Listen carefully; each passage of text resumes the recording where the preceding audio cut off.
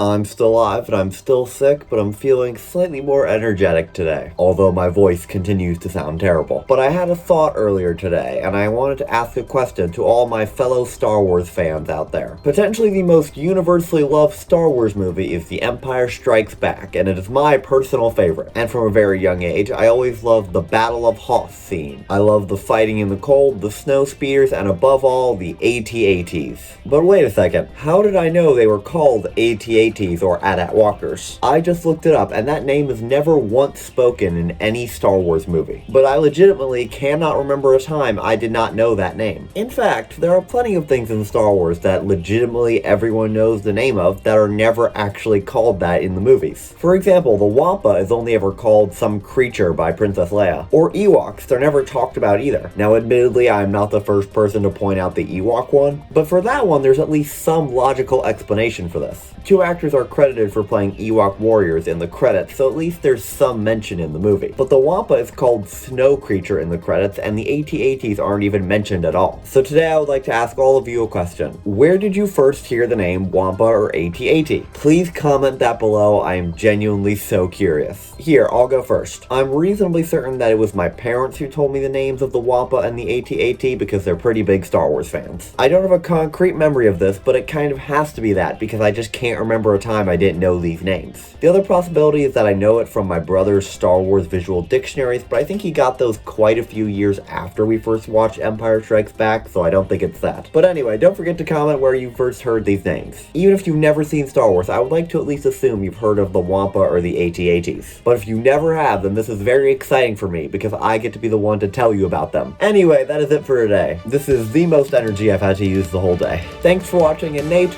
I'll see you tomorrow.